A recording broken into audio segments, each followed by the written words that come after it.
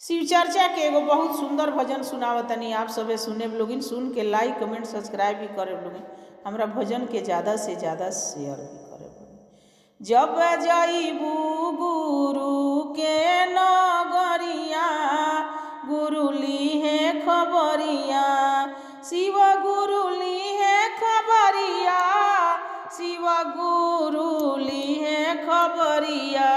जब जाइबू गुरु के नगरिया, शिव गुरु लीहे खबरिया। जब जाइबू गुरु के नगरिया, शिव गुरु लीहे खबरिया। केतना कमैलू शिष्या, कितना बचवलू शिष्या, का तू कैलू दान पुण्य, गुरु लिहले खबरिया। का तू कैलू दान पुण्य, गुरु लिहले खबरिया। जब जाइबू गुरु के नगरिया, शिव गुरु लीहे खबरिया। जब जाइबू गुरु के नगरिया, गुरु लीहे खबरिया।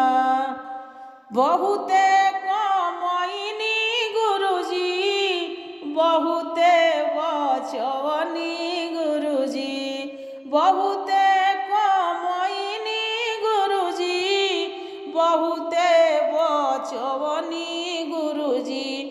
कुछ नाही कोइनी दान पुनवा, गुरु लिहले खबरिया। कुछ नाही कोइनी दान पुनवा, गुरु लिहले खबरिया। जब जाइबू गुरु के नगरिया, गुरु लीहे खबरिया। शिव गुरु लीहे खबरिया, शिव गुरु लिहले खबरिया। जब जाइबू गुरु के नगरिया, गुरु लीहे खबरिया।